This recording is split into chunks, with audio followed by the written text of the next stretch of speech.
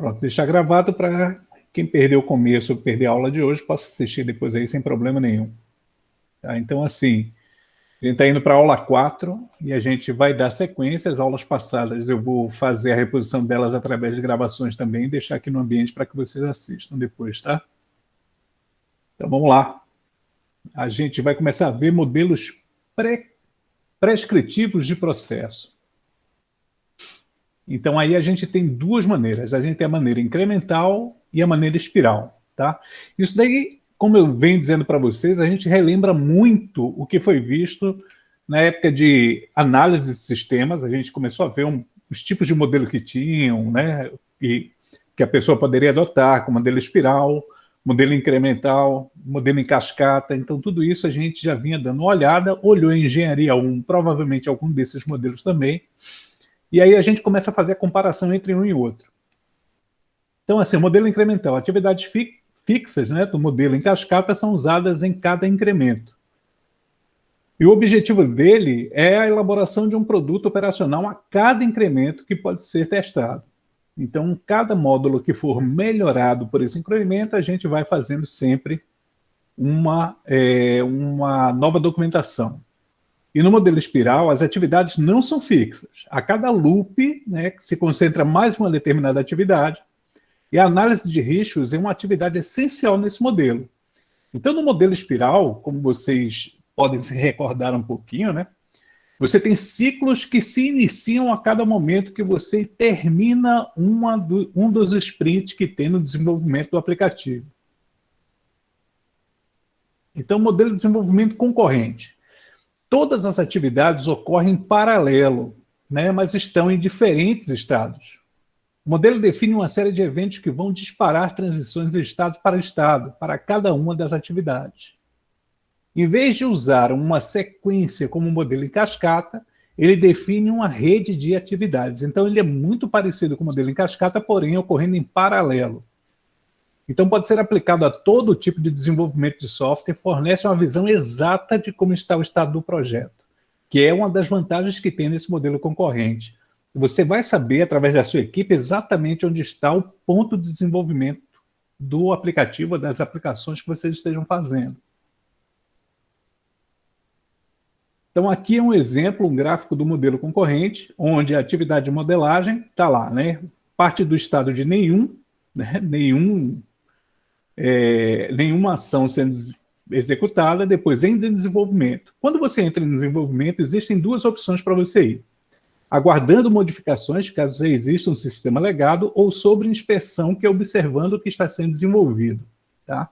Depois, transformado em referência, ou pronto, ou se não, você vem de aguardando modificações para ficar em revisão e depois botar sob inspeção e aí transformado em referência e depois pronto o aplicativo. Tá? Exemplo, um começo de um projeto. A atividade de comunicação completou sua primeira interação e está no estado aguardando modificações. Quando a gente fala nessa atividade de comunicação, pessoal, a gente está no estado de requisitos ainda. O aguardando modificações é sabendo se esses requisitos foram homologados pela equipe para ser desenvolvido ou então estão de forma ainda sendo analisados. A atividade de modelagem passa do estado de nenhum para o estado em desenvolvimento, caso a primeira tenha sido aprovada. Tá? Se o cliente requerer mudança nos requisitos, a modelagem passa de em desenvolvimento para aguardando modificações.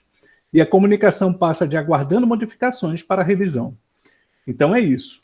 Quando você tem um desenvolvimento no modelo concorrente, você sempre tem que estar atento àquilo que o cliente quer. Por isso que é essencial que os requisitos sejam homologados tanto pela equipe de desenvolvimento quanto pelo cliente.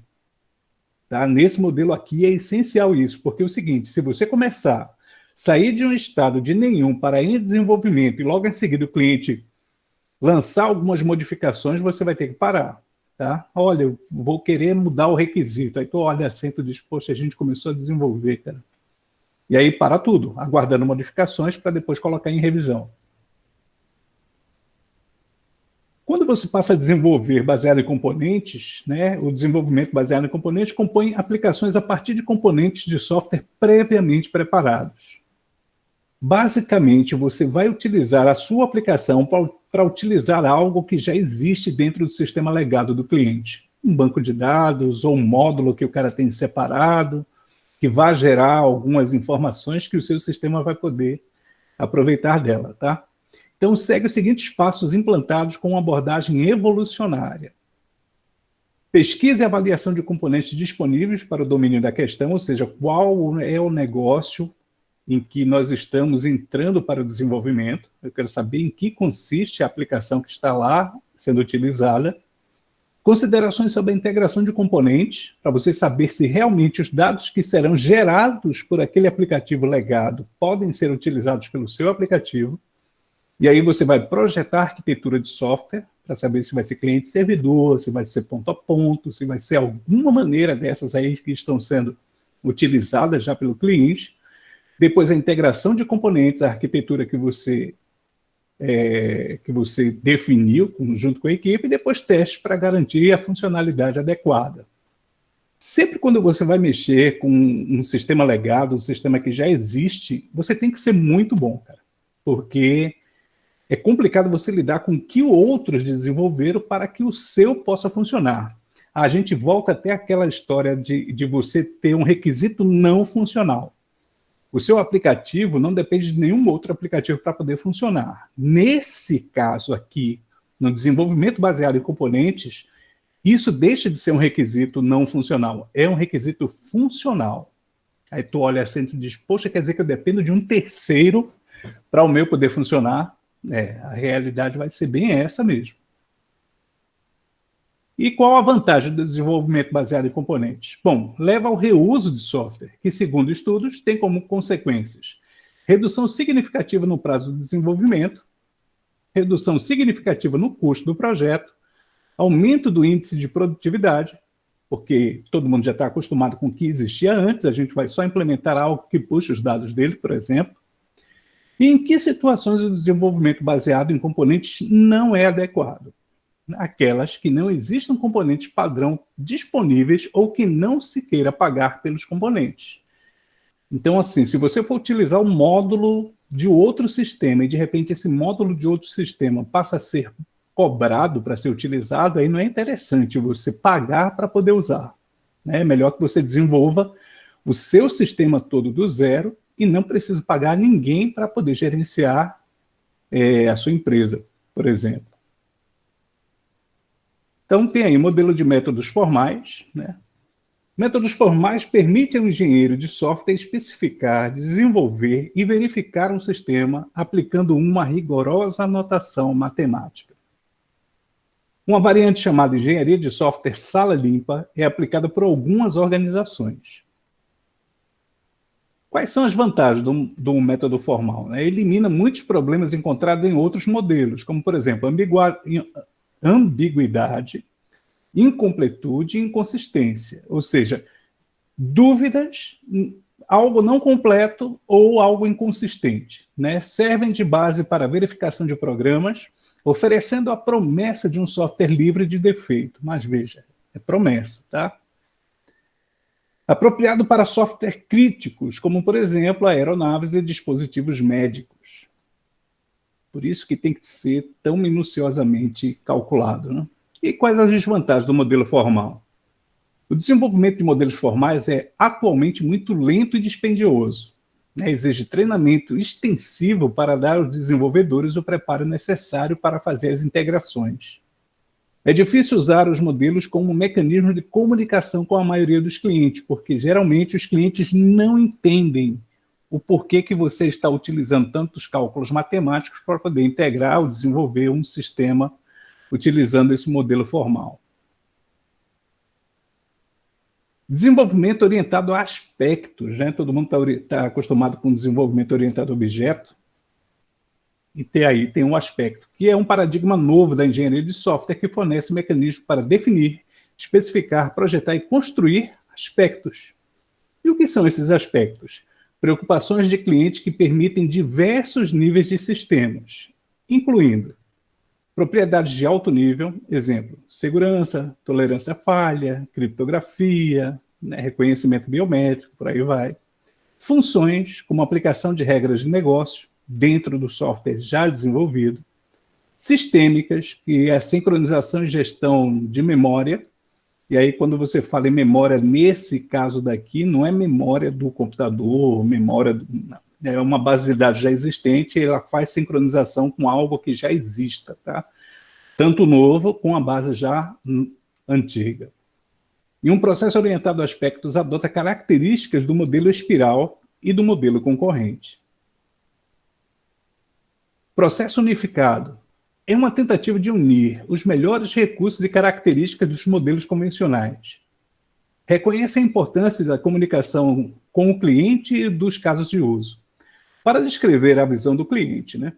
Então, utiliza o UML, que a gente tanto vem utilizando nesses anos todos aí de curso, como anotação para modelagem e análise do projeto.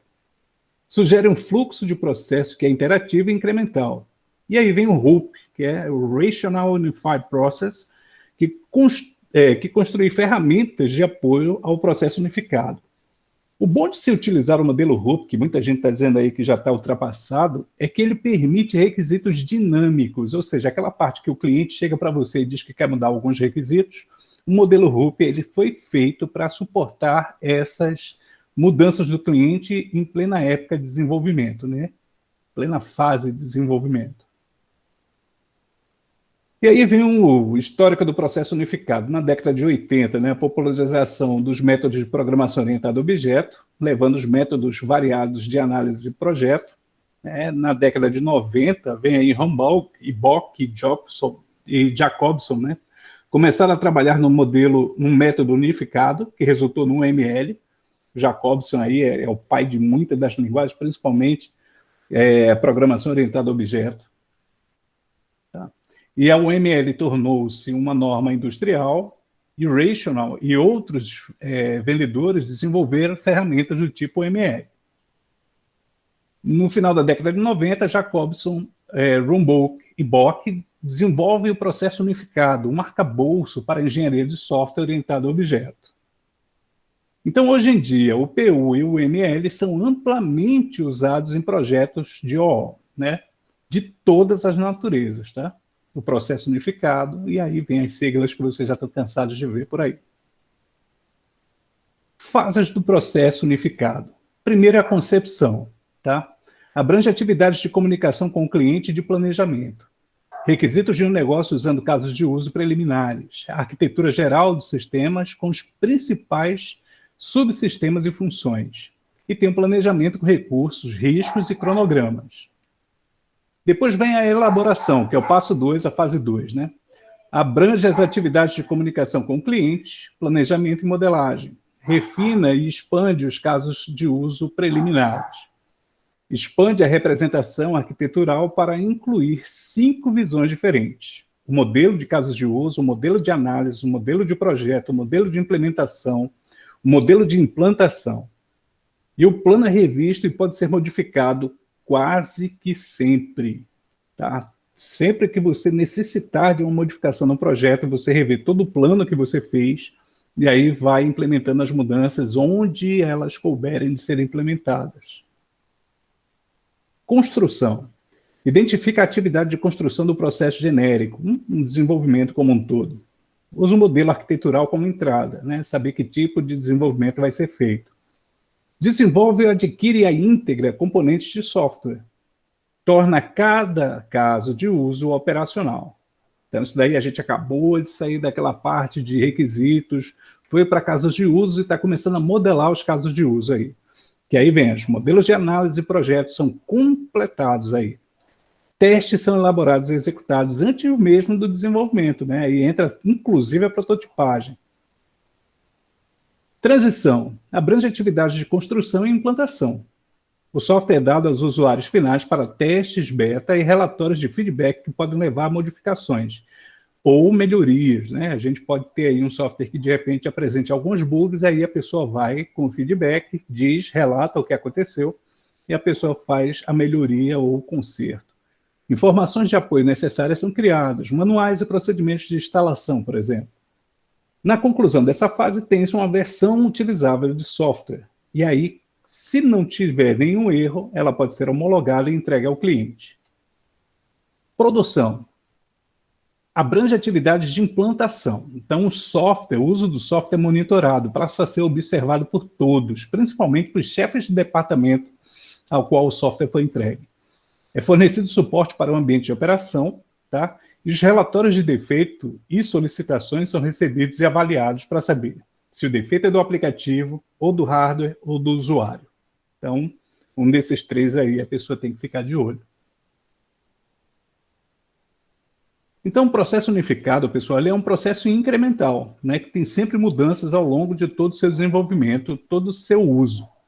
Enquanto acontecem as fases de construção, transição e produção, já pode ser iniciado um incremento seguinte, uma melhoria, né, posterior. O fluxo de trabalho de engenharia de software é distribuído ao longo de todas as fases do PU. Identifica as tarefas exigidas para realizar uma ação importante de engenharia de software. Então, quais são os principais produtos do trabalho do processo unificado?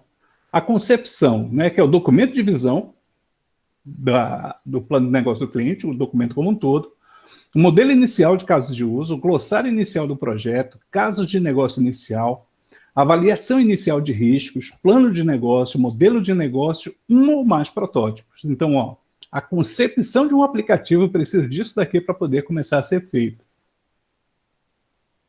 Elaboração, modelos de casos de uso, requisitos suplementares, caso eles apareçam, e eles vão aparecer, modelo de análise, descrição da arquitetura de software, protótipo arquitetural executável, modelo de projeto preliminar. Então, ali no protótipo arquitetural executável, acabou a parte do protótipo, tá? Do protótipo, assim, sem código. Esse daí já passa a ter código e começa a funcionar de fato. Lista de riscos revisadas, né? Plano de projeto incluindo planos de interação, fluxos de trabalho adaptados, marcos, produtos técnicos de trabalho e por aí vai. E, principalmente, manual preliminar do usuário. Eu digo para vocês, eu acho que desde quando a gente estudou análise, que a documentação do software, ela faz parte do desenvolvimento de software. E o manual preliminar, ou o manual do usuário, também é parte integrante do aplicativo que você desenvolveu, tá? Tem que passar tempo desenvolvendo ele também. Construção. Modelo de projeto, componentes de software, incremento integrado de software, plano e procedimento de testes, casos de testes, documentação de apoio. Aí vem manual de usuário, manual de instalação, descrição e incremento atual. Então, isso daí tem que ser desenvolvido também, isso na fase de construção. Então, veja, eu não tenho um manual preliminar do usuário, eu já tenho um manual definitivo do usuário aí. E também um manual de instalação, mesmo que esse manual de instalação seja utilizado apenas uma vez, que é na instalação do seu sistema, e caso precise ser reinstalado, ele vai ser utilizado novamente, né? E aí a descrição de em que parte estamos do melhoramento de software na atualidade, que é a descrição do incremento atual. Transição, incremento de software entregue, relatórios de teste beta e realimentação geral do usuário. Quando a gente fala em transição, pessoal, a gente está mudando de um sistema legado para outro. E aí vem a pergunta, mas professor, e se o cara não tem sistema nenhum na empresa dele? Esse é o primeiro sistema. Você se engana nesse momento, quando você pensa que o cara não tem sistema nenhum. Ele tem um sistema, manual, papel e caneta, mas ele tem um sistema, tá? O seu aplicativo está apenas dando uma evolução no sistema que ele já tem, está dando uma automação ao sistema que ele já tem. Então, não vá pensando que o cara não tem sistema dentro de uma empresa que não tem um aplicativo. Não ter aplicativo é uma coisa, não ter um sistema é outra, tá? E realimentação geral do usuário é quando você começa a treinar aquele usuário e coletar dele o que ele está achando da usabilidade agora com o aplicativo rodando o sistema que ele rodava antes manual. Então, somente para fixar, tá? O RUP é uma ferramenta ou um processo? Resposta, os dois, tá? O RUP é uma instância específica e detalhada de um processo genérico descrito por Jacobson, Bock e Rambo no livro The Unified Software Development Process. Então, o produto do RUP é a ferramenta desenvolvida e mantida pela Rational, que agora é da IBM, né? Então, na fase de concepção do RUP, qual a diferença entre documento de visão e caso de negócio inicial. O documento de visão dá uma visão geral dos requerimentos e das características mais importantes do produto. Veja, do produto. E o caso de negócio inicial fornece as informações necessárias para determinar se vale a pena investir no projeto com os critérios de sucesso, projeção de lucros e previsões financeiras iniciais. Não adianta você ter um projeto enorme, uma maravilha de projeto, muito bem documentado, se não vai ter dinheiro para terminar esse projeto de desenvolvimento. Tá? Então, quem quiser saber mais sobre o método RUP aí, tá aí os links aí para vocês. E, por hoje, a gente encerra essa aula 4. Boa tarde, Max. Tá? Então, pessoal, somente para a gente relembrar um pouco o que foi dito no começo da aula, né? Eu vou começar a gravar as aulas, e as aulas que eu não puder estar presencialmente, eu vou deixar no ambiente disponível para vocês assistirem a hora que vocês quiserem, tá? E quando a gente tiver um encontro síncrono, aí a gente tira dúvidas, caso tenham surgido dúvidas sobre as aulas que ficaram gravadas no ambiente. Acho que isso daí é uma maneira excelente para a gente não ter que repor aula dia de sábado, ou uma hora completamente fora da hora de vocês aí, por exemplo, à noite ou pela manhã, que fica terrível isso. Tá? Eu sei que muitos de vocês têm seus compromissos à parte agora, que estão aproveitando bem essa parte de aula à distância para poder, de repente, estar trabalhando, dando uma força em casa. E eu não queria ter que fazer essas coisas assim, de ter que forçar vocês a aparecer um dia para assistir um encontro síncrono meu. Então, eu vou começar a gravar essas aulas. A aula 3, por exemplo, eu vou gravar e vou deixar disponível ali no material, onde tem o material 3, vai ter lá, aula gravada 3. E aí vocês vão poder rever o assunto, como ele deve ser explicado. E se tiver alguma dúvida, aí vocês ficam de tirar dúvida comigo quando a gente tiver o nosso encontro síncrono, que eles existirão. Claro, eu não vou dizer que todas as aulas daqui em diante vão ser gravadas, não, tá? Elas vão ser gravadas comigo, no encontro síncrono também, e a gente vai ter também as aulas que eu não puder estar aqui no encontro síncrono, a gente vai ter o material disponibilizado para vocês. Beleza, pessoal? Alguma dúvida?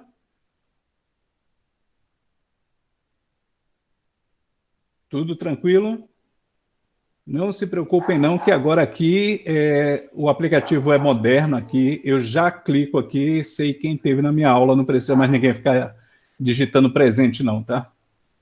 Então, pessoal, essa aula vai estar, vou terminar a gravação dela agora, e ela vai estar disponível